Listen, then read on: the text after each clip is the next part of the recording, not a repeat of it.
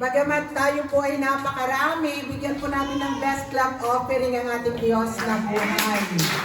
Amen po. Sabi po sa Biblia, 2 o 3 nagkatipon, nandoon ang presensya ng Diyos sa kanilang kalagitnaan. Kaya sa oras na ito, hindi po mapigilan na ang araw na ito ay mapapurihan, madakila, malwalhati ang Diyos sa pamamagitan ng kanyang mga salita. Amen po.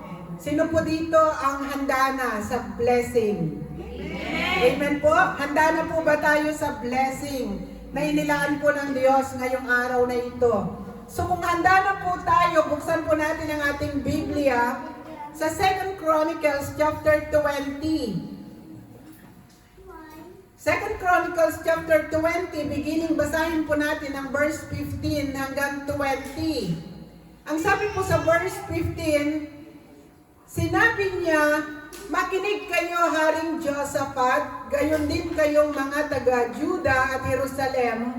Ganito ang sinasabi sa inyo ni Yahweh, huwag ninyong sirain ang inyong loob, huwag kayong matakot dahil sa makapal na kaaway, ito'y ipakikipaglaban niya para sa inyo.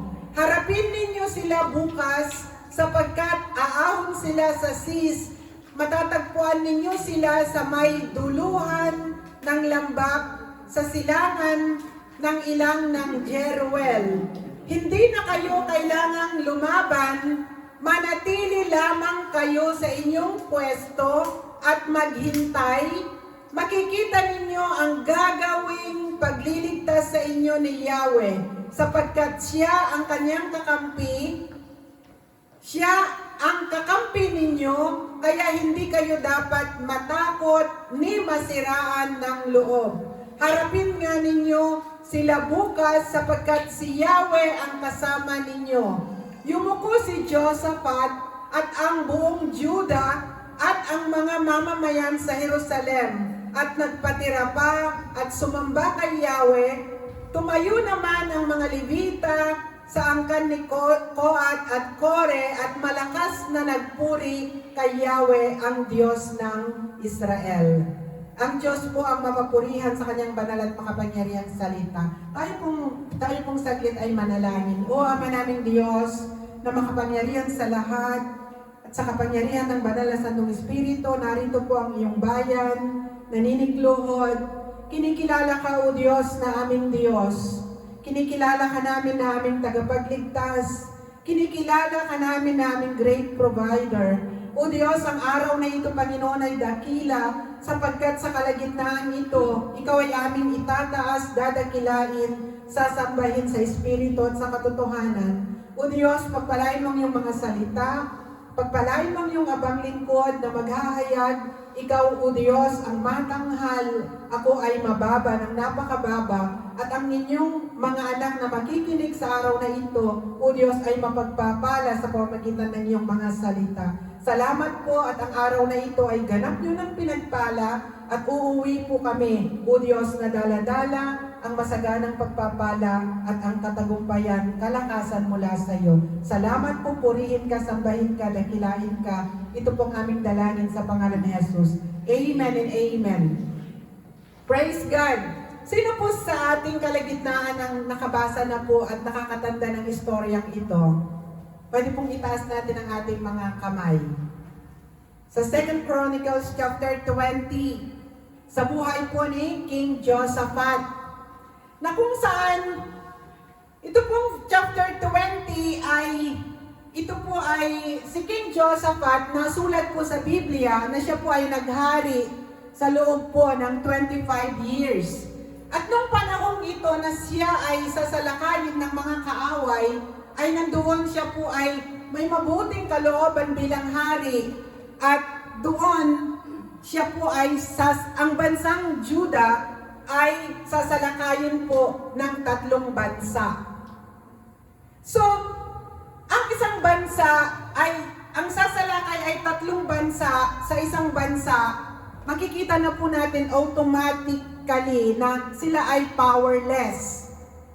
Amen po? Kasi sa dami ng 3 bansa kontro sa isang bansa.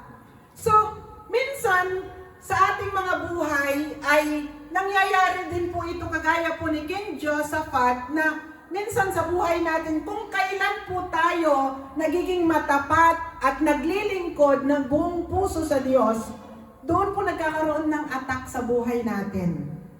Sinong agree sa akin? Amen. Doon nagkakaroon ng yung pag-attack ng adversity, doon po yung pag-attack ng kaaway sa pamamagitan po ni Satan. Marami siyang mga ginagamit na mga nasa paligid natin dahil ang gusto niya ay tayo ay gapihin. At tayo ay maging malamig sa ating pananampalataya at nandoon sa pamamagitan ng panlamig sa pananampalataya sa dami ng problema, minsan sa isang anak ng Diyos dumarating na hands up na, suko na, wala nang magawa. Kasi it's normal sa tao na kagaya po natin na kapag nandiyan po yung problema ay yung sakit, hirap na nararanasan mo at nakikita mo yung kakayanan mo ay minsan yun po yung naiisip natin. Hindi lamang po bilang human, even po dumarating sa mga mananampalataya. Sinong agree sa akin? Amen. Amen? Dumadating yun. Kaya dito po ay sa buhay po ni King Josaphat, sa istoryang ito ng chapter 20, ito po ay may great lesson sa atin bilang mananampalataya sa kapanahunan natin ngayon na anuman po ang ating haharapin, dadaanan at anumang pag-attack ng adversity, ng kaaway sa atin, anumang problemang dumating, God will take care of us. Amen. Yun po yung title, God will take care of you. Hindi po tayo pababayaan ng Diyos. Amen po?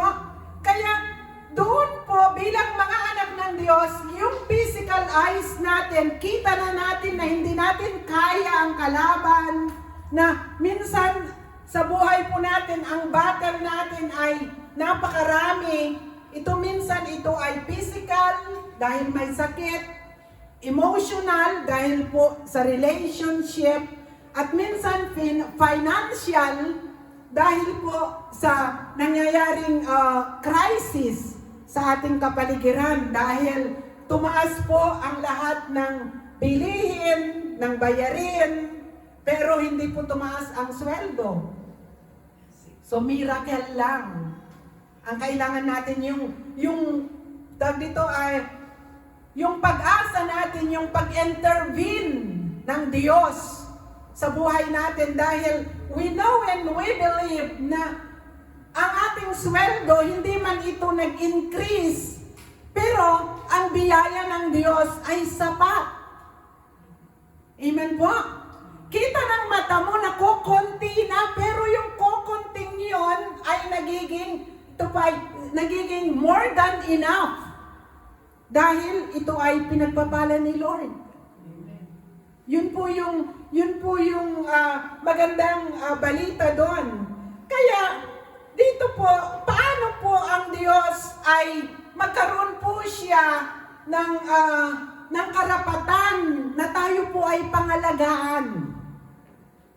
Kasi minsan, natawa nga kami ni Rev, sabi ni Gian kagabi habang kumakain, kumimay ang Diyos ay tayo ay create niya tayo at binigyan tayo ng free will. Sabi niya. Ngayon, ang sagot naman ni Rev sa kanya ay, kung wala kang free will at sasabihin ko, yung ayaw mong kainin ay kainin mo, tapos wala kang choice na humindi. Kasi nga wala tayong free will. So para ka ng robot na kung ano yung sasabihin sa'yo, susundin mo, gagawin mo. Kasi hindi mo na iisipin kung ito ba ay tama, gusto ko ba, may kalayaan ba ako, di ba? Wala kang choice. Pero since the Lord gave us a free will, binigyan po niya tayo na tayo po ay pipiliin natin kung ano ang mabuti at kung ano ang masama. At sa panahon ng may battles nating hinaharap, may mga problema tayong hinaharap para mapangalagaan, para magkaroon ng karapatan ang Diyos sa ating mga buhay na siya'y makakilos at tayo'y pagpalain. Tayo yung magdidesisyon. Anong gagawin natin? Ano yung unang ginawa po ni King Josaphat dito? Nung makita po niya na mag-aatak sa kanila ang tatlong bansa, ang una pong ginawa niya ay prayer and fasting. Na kumbaga ay sa isang bansa na sasalakayan ng tatlong bansa, instead na tawag dito ay paghahanda upang manalo, ay i-train ng mga soldiers, ay hindi. Prayer and fasting. So, ito po yung pinaka-best weapon na alam po ni King Josaphat na i-set aside niya, i-set niya yung kanyang sarili, i-commit niya yung kanyang sarili sa harapan ng Diyos through prayer and fasting. Kasi po, mababasa natin dito sa prayer po ni King Josaphat, kung babasahin mo sa unang verse po ng chapter 20, sa prayer po ni King Josaphat, dahil siya po ay nagkaroon na po siya ng takot, dahil alam niya na matatalo sila. So sa prayer po ni King Josaphat, pinor out niya yung heart niya. Di ba sa prayer po natin, pag po nandun na yung takot natin, nandun na yung mga pangamba, nandun na po yung halo-halong pakiramdam sa puso natin na tayo powerless. Di po ba ang sarap na tayo ay haharap sa Diyos, mananalangin, ibubuhos natin ang laman ng ating puso, at sinasabi natin sa Diyos na wala tayong kayang gawin kung hindi tayo tutulungan ng Diyos. Tayo ay ganap ng talunan kung hindi mag-intervene ng Diyos. Kaya doon po sa prayer ni King Josaphat, nire-relay po niya kung gaano ka-powerful ang mga kaaway. So para bang ang sarap sa prayer mo, no? Yung lahat ng problema mo, di ba? Daig mo pa ang humarap sa psychologist at psychiatrist, kasi sa psychiatrist, magbabayad ka. Di ba? Pero sa harapan ng Diyos, through prayer at doon, i-relay po natin yung laman ng puso natin. At habang nire-relay natin yung laman ng puso natin, gumagaan ang puso. Di ba? Gumagaan yung puso kasi sinasabi mo yung mga problema mo, lahat ng laman ng puso mo, sinasabi mo sa harapan ng Diyos, at pagkatapos mong sabihin ang laman ng puso mo, dahil sinasabi mo ito sa Diyos sapagkat tayo ay may complete trust po tayo sa Kanya. Nagtitiwala po tayong lubos sa Diyos na may magagawa ang Diyos sa ating mga hinaharap. Kaya through prayer, hindi lamang po yung pinupur out mo ang heart mo sa Lord, kung hindi sinasabi mo sa Lord, Lord, I trust you. Nagtitiwala ako sa iyo, Lord. Ano man ang hinaharap ko, Panginoon, hindi ko kaya, pero kaya mo, Lord. Di ba? Wala akong kayang gawin, Panginoon, pero kaya mo. Kaya si King Josaphat, ang sabi niya, tiyak na sila'y matatalo kung hindi mag-intervene ang Lord. Pero ang Diyos ay kakayanin sila'y pagtagumpayin sapagkat ang Diyos ay makapangyarihan. Pero after prayer, hindi po huminto si King Josaphat sa prayer lang. Kasi ang prayer ay doon po ay sinasabi mo sa Diyos yung problema mo at pinapahintulutan mo ang Diyos na kumilos ang Diyos sa buhay mo. Pero fasting, ito ay, kasi yung fasting, mayroong something from you na ibinigay ka sa Diyos. May sacrifice. Kasi ang prayer, walang sacrifice dun. Sinasabi mo lang yung problema mo, yung trust mo sa Lord, pero wala pang sacrifice doon. Pero once na gumawa ka na ng fasting at nag-sacrifice ka na, doon kikilos ang kapangyarihan ng Diyos sa buhay natin. Kaya kailangan po ay wag lang po tayong huminto sa prayer. Kailangan tayo po ay mag-fasting sapagkat once na mayroon kang ibinigay something na mahalaga sa iyo sa Diyos, mas greater something ang ipapalit ng Diyos sa iyo. Kasi may ibinigay tayo, may ginawa tayo. Kaya dito po si King Josaphat ay mas nasulat po dito, nilikom niya ang mga tao sa iba't ibang lungsod ng Juda, mga asawa, mga anak, pamilya, at doon sila po ay nanalangin, sila ay nag-fasting sa harapan ng Diyos, at doon sumagot ang Lord. Doon po ay sumagot ang Diyos sa kanilang daing. Ito po ay pinakinggan po ng Diyos, at nung pinakinggan ng Diyos, ang sabi po ng binasa natin sa chapter 15, ang Espiritu ng Diyos ito ay sumanib sa buhay po ni, ano pong pangalan nitong, sabi po dito, lahat ng lalaki sa Juda kasama ang kanilang mga asawa at anak, dumulog kay Yahweh. Ang espiritu nito'y bumaba kay Jahaziel, na anak ni Zacarias. Siya ay apo ni Binaya, na anak ni Jiel, na apo naman ni Matanyas, isa sa mga Levitang anak ni Asaph. At dito po sumagot po ang Diyos sa pamagitan ni Jahaziel, at ang sagot po ng Lord, sinabi niya, makinig kayo, Haring Josaphat, gayon din kayong mga taga-Juda at Jerusalem. Ganito ang sinasabi sa inyo ni Yahweh, huwag ninyong sirain ang inyong loob. Napakasarap pong pakinggan kapag po desperate na tayo, no? Na wala na tayong magawa, tapos bigla na lang nandoon may gagamitin ng Panginoon. Ang sabi ay, huwag kang masiraan ng loob, magpakatatag ka. Nandito lang ako, sabi ng Panginoon.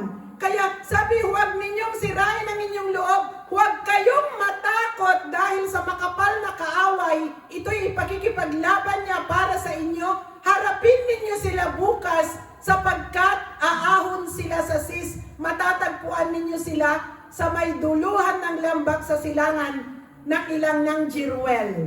Ang sabi po, ang instruction po ng Diyos, harapin ninyo sila bukas sapagkat sila'y aahon sa Sis. Sabi niya ay, ang sabi niya ay, hindi na kayo kailangang lumaban, manatili na lamang kayo. Be still. After mo na mag-pray at mag-fasting, ang instruction ng Diyos sa iyo ay, ikaw ay manatili. Hindi ka makikipaglaban. Ako ang makikipaglaban sa iyo. Sabi ng Panginoon. Ito po yung fase ng mayroon tayong hinaharap na problema, yung be still, na yung ang hirap na wala kang gawin. Sino pong agree sa akin?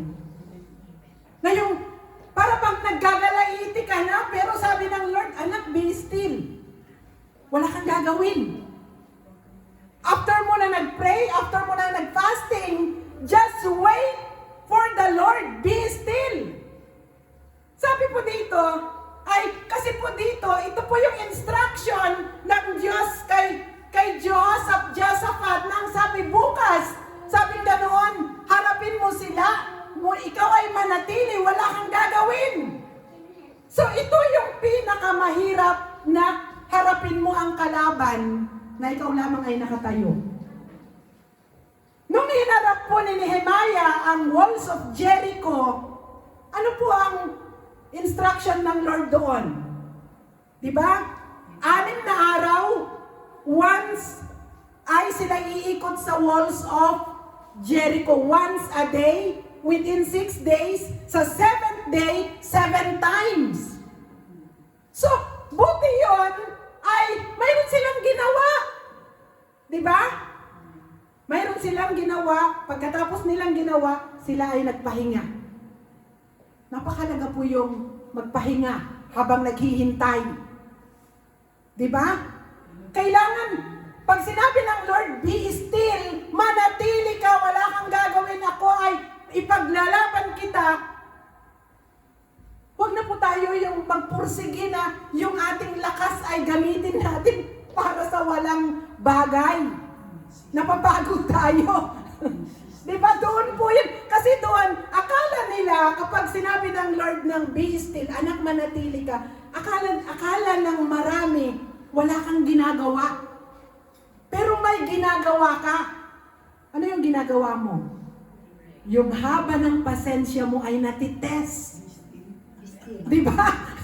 Natites yung pasensya mo. Kasi ang instruction ng Lord ay sabing gano'n, manatili, wala kang gagawin. Ako ang makikipaglaban para sa iyo. Kaya doon, ang nais ng Lord, pag sinabi niyang anak, be still, manatili ka. Ang nais ng Lord, napakaraming ways na pwede nating gawin upang tayo manatili, tayo ay mag-rest sa isip, sa puso, physical, magreposo tayo sapagkat mayroon ng pangako ang Diyos. Kasi po, kapag nangako ang Diyos sa tao, hindi natin pwedeng diktahan ang Diyos kung kailan ito mangyayari. Hello? Kagaya po ni Adele, may pangako ang Diyos na anak sa kanila pero hindi alam kailan. Pero sabi ng Lord, anak, be still, manatili ka, magtiwala ka. Pero minsan, tayo po ay, yun po yung fase ng paghihintay, doon po tayo, doon nawawala yung riga natin. Doon po tayo nagkakaroon ng conflict. Kasi inuunahan natin ang Diyos. Kaya doon po, while po na tayo'y naghihintay kung kailan yung salvation, kung kailan yung blessing, kung kailan yung ibibigay ng Lord ng pagliligtas sa atin, ano po ang dapat natin gawin? Magreposo, mag-aral ng salita ng Diyos, magpuri, mag-pray, mag-fasting, magpasalamat at ituloy kung ano yung mga daily na ginagawa natin na mayroong ngiti. Tingnan mo ang katabi mo. Narinig mo yon. Ituloy ang ginagawa sa bawat araw ng may ngiti. Kasi may ginagawa ang Diyos. Amen po? May ginagawa ang Panginoon. Kaya doon po, pag sinabing be still, ay doon po nasusukat kung gaano po natin pinagkakatiwalaan ang Diyos sa paghihintay. Kapag pinanghawakan na natin ang pangako ng Diyos, panghawakan natin at magtiwala din tayo sa takdang panahon na itinakda ng Diyos kung kailan mangyayari yung pangako niya sapagkat yun yung perfect timing na handa tayo na tanggapin yung biyaya, yung pagpapala, yung kasagutan ng prayer natin, yung fasting natin, sa pagdulog natin sa Diyos sapagkat alam ng Lord ang best para sa atin. Magtiwala lang. Sabihin mo sa katabi mo, magtiwalang lubos sa ating Diyos na buhay. Kaya doon po, dito po ay, nung sinabi ng Lord kay Josaphat na be still, manatili, at doon sumunod po si King Josaphat, at nung ang sabi ay haharapin na ang kaaway, doon po yung ginawa ni King Josaphat na sa una po ng linya, na instead na mga soldier, ay mga worshiper. Mga worshiper, mga Levita. At doon ay praising God. Pag sinabing praising God, ito po yung pagdideklara natin gaano makapangyarihan ang Diyos at kung ano ang kanyang ginawa. So, habang dinideklara natin sa pagpupuri kung ano ang Diyos at kung ano ang kanyang mga ginawa, doon po patutunayan nga ng Diyos gaano siya makapangyarihan. That's why sa pagpupuri natin sa Diyos dito po sa church ay habang tayo'y nagpupuri sa Kanya ng buong puso, buong lakas, buong pagmamahal, may ginagawa ang Diyos sa buhay ng bawat isa. Sapagkat dinideklara natin bilang siya ay Diyos at pinapatunayan niya sa mga nagtitiwala sa Kanya na nagpupuri kung ano nga siya talaga, nangyayari ito sa ating mga buhay. Kaya, hindi po tayo magtaka na anuman po ang nangyayari sa ating paligid at anuman ang mga nararanasan natin, still ang Lord ang nagkikare sa atin. Nakita mo na parang wala nang solusyon yung problema mo, pero kinabukasan sa takdang panahon na itinakda ng Lord, natapos ang problema sapagkat iyon ang itinakdang araw ng Diyos na ito ay maganap upang mapapurihan ang Diyos at ang Kanyang dakilang pangalan sa ating mga buhay. Kaya, tuwing tayo po ay magpupuri sa Diyos, kailangan po yung puso natin, iset natin yung puso natin, yung heart, yung mind natin, yung ating sarili sa harapan ng Diyos, sapagkat siya ay banal na Diyos. At habang tayo ay nagkakatipon, lagi tayong manalig, manampalataya, na sa pagpupuri sa Kanya, may ginagawa ang Diyos. Kaya, dito po ay nakita po ni King Josaphat na nung harapin na po niya ang mga kaaway at sila ay nagpuri sa Diyos, ang mga Levita ay nagpupuri sa Diyos, ang Diyos nga ang nakipaglaban. Ang mga tatlong bansa, gaano man sila karami, ay nang marinig nila ang praise and worship, ang pag-awit sa Diyos, ano pong nangyari? Sila-silang tatlong bansa ang naglaban-laban. Hindi po nila sinalakay ang Juda, ang Jerusalem. Instead, sila na mga nagkasundo na salakayin ang Jerusalem, ang Juda. Instead na ang Juda ang salakayin nila. Silang tatlong bansa ang nag-away-away. Kaya po pag may umaaway sa atin, ipagpasa Diyos natin. Huwag natin sugurin yung umaaway sa atin. Huwag natin sugurin yung adversity natin. So, gayahin po natin si King Jehoshaphat na sa pamamagitan po ng prayer and fasting, sa pamamagitan ng dito yung pananatili, kapag sinabi ng Lord, anak, be still. Manatili ka lang. Manampalataya ka, mag-pray ka, mag-fasting ka, mag-worship ka, magbasa ka ng Biblia. Ipagpatuloy mo ng may kagalakan ang mga daily na ginagawa mo. Sa trabaho, yung sa pamilya, maging masaya. Sapagkat ang bawat araw ay regalo ng Diyos. At doon, sabi ng Diyos, anak, makikita mo ang pagliligtas na gagawin ko sa iyo. At doon ay iniligtas ng Diyos ang kaharian po ni King Josaphat. Kahit isa, wala pong nakaligtas sa mga kaaway, sila-sila ang nagpatayan. At sabi po ng Biblia, umabot ng 3 araw upang kuhanin ang lahat ng kayamanan na naiwan ng mga kalaban, na mga mag-a-attack sa kanila. So lahat yun ay napasa kanila, ang lahat ng yun ng mga kayamanan, ng mga kaaway, at doon pinagpala sila ng Diyos. Kaya tayo po, sa buhay po natin, alam ko, ikaw at ako, ay minsan sinasabi natin sa sarili natin na, Lord, tapat naman akong naglilingkod sa iyo. Ibinibigay ko ang aking ikapo. Tapat ako. Ako ay, kung sa bawat araw, ako ay nananalangin, ako ay nagpupuri sa iyo. Pero, bakit minsan nandoon pa rin yung problema na dumadating sa buhay ko? Minsan, ito ay sinasabi natin sa harapan ng Diyos, pero ang Diyos ay tapat. God will take care all of us.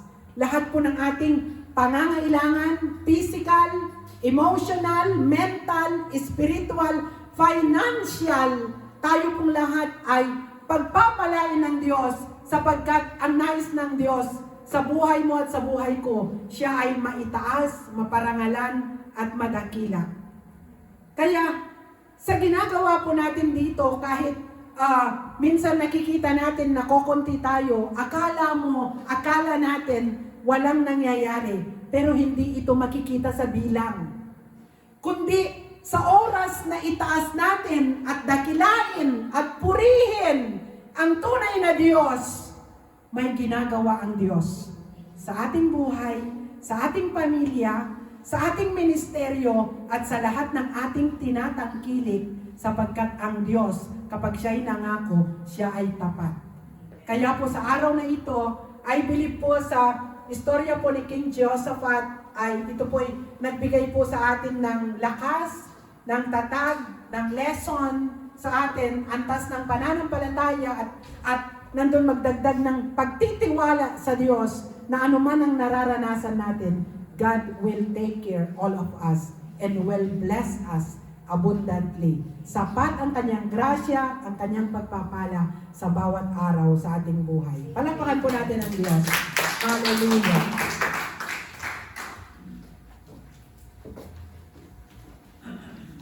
Kanino may